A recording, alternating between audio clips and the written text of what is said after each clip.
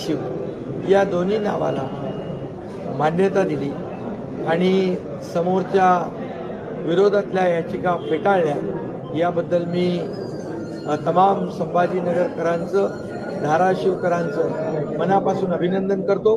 खरं म्हणजे हिंदुहृदय सम्राट बाळासाहेब ठाकरे यांचं स्वप्न खऱ्या अर्थाने आज पूर्ण झालं याचं समाधान व्यक्त करतो आणि हायकोर्टाला देखील मी धन्यवाद देतो की एक मेरिटवर लोकांच्या जनभावना लक्षात घेऊन, जनतेचा आवाज लक्षात घेऊन हे जे कोणी कोर्टामध्ये गेले होते, हे कोर्टामध्ये गेलेल्यापैकी जे काही लोक आहेत हे महाविकास आघाडीचे आहेत याची देखील मला माहिती आणि आपल्यालाही माहिती आहे।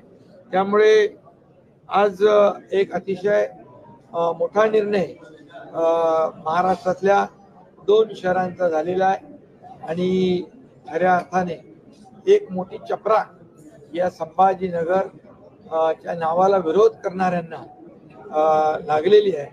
यावरून आपल्याला माहित आहे, मी तिकडे जातो तिकडे यश मिळतं आणि मी आता इकडे आलेलो आहे, कालपासून मी सभा घेतलेल्या आहे। त्यामुळे आता माझ्यावर टीका होईल।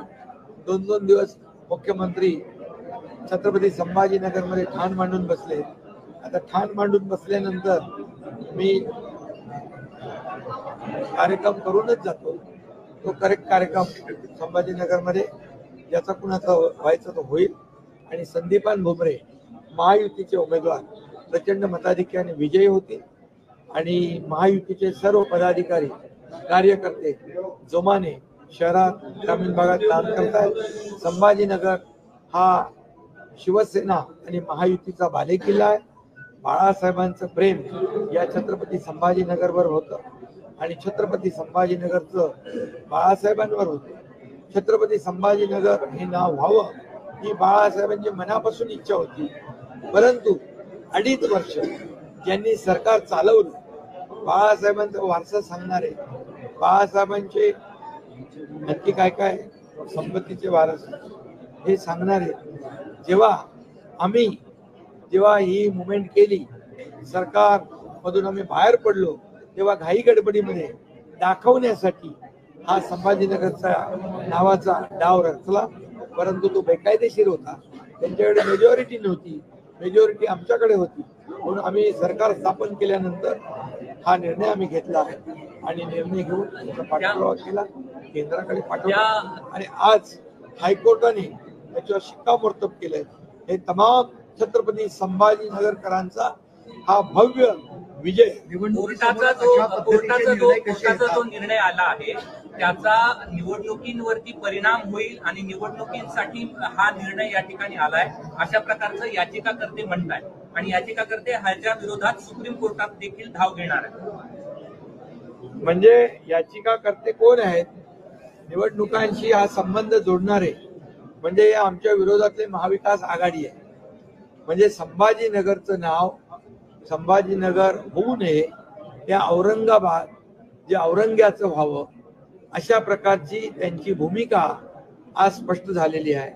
म्हणजे छत्रपती धर्मवीर संभाजी महाराजांचा 41 दिवस अतोनात छळ केला, अगदी घाण्याला दुमलं, त्यांच्या डोळ्यात तापत्या शिगा घातल्या, त्यांना अंगावरची कातडी सोडली, असं हलाल केलं। त्या औरंगजेबाचं नाव या संभाजीनगरला राहावं अशा दुष्ट आणि हिंदू द्वेष्टांना काय म्हणायचं होतं, काय भूमिका घ्यायची होती ते आज स्पष्ट झाले।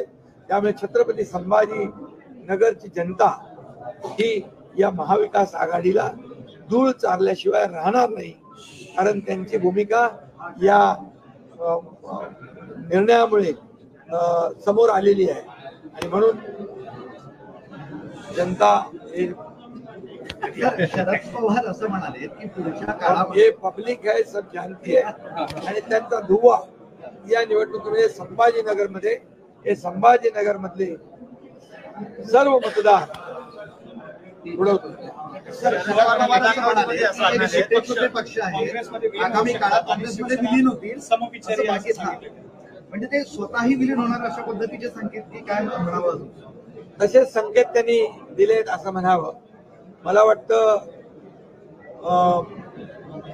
आज त्यांची म्हणजे पवार साहेब तर मोठे नेते आहेत, परंतु ते काही सूचक वक्तव्य करत असतात. आज खरं म्हणजे उभाटाची पण काँग्रेस झालेलीच आहे, कारण काँग्रेसची बोली बोलू लागलेली आहे, पाकिस्तानची बोली बोलू लागल्यांच्या मांडीला लावून बसताय. त्या हेमंत करकरे शहीद यांचा अपमान करताय. तिकडे फारुख अब्दुल्ला म्हणतो पाकिस्तान भांगड्या भरल्यात का, पाकिस्तानकडे अनुभव आहे, आणि अशा लोकांच्या बरोबर गळ्यात गळे घालते. त्यामुळे त्यांची काँग्रेस झालेलीच आहे. त्यामुळे आता फक्त एक अनौपचारिकता, काय म्हणतो त्याला आपण, औपचारिकता बाकी आहे. औपचारिकता बाकी आहे. बरं, काल आदित्य ठाकरेंनी एक आव्हान तुम्हाला दिलंय, जे राज्यातनं उद्योग बाहेर गेले त्यासोबत मुख्यमंत्र्यांनी येऊन माझ्यासोबत वन आमने सामने चर्चा करावी, मी कसं सगळं घालवलं तुम्ही ते सांगतो म्हणा. कोण आहे तो? त्याच्यासाठी आमचे प्रवक्ते आहेत ना. 2013 साली तुम्ही 5 आमदार घेऊन काँग्रेस सोबत जाणार होतात असाही दावा राजन विचारेन केलाय. वडेट्टीवारांनी सुद्धा त्याला रुजवला. वडेट्टीवारांना माहित होतं का रे? वडेट्टीवार काय काँग्रेसचे अध्यक्ष होते का? तर हे माहित असत तर ते सोनिया गांधींना माहित असेल, वडेट्टीवारला कसं माहित असेल? असं होतं का? नाही, असं वडेट्टीवारला माहित कसं पडलं? हा लावाई शोध ज्यांनी लावला. खरं म्हणजे खोटारडेपणाचा जो कळस आहे हा एकनाथ शिंदे जे करतो ते जाहीरपणे करतो, खुलेआम करतो.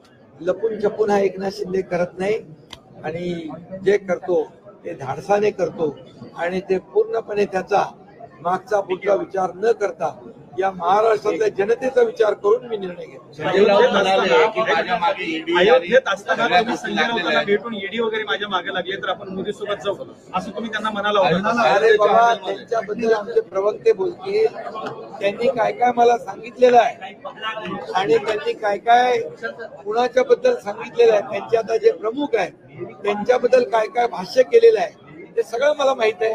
मी योग्य वेळ बोलतो. एक शेवटचं विचारतो, शाहू महाराजांना हरवण्यासाठी तुम्ही कोल्हापूरमध्ये 100 कोटी रुपये घेऊन बसले होते आणि तिथं वाटप केलं असा आरोप केलेला आहे. धन्यवाद.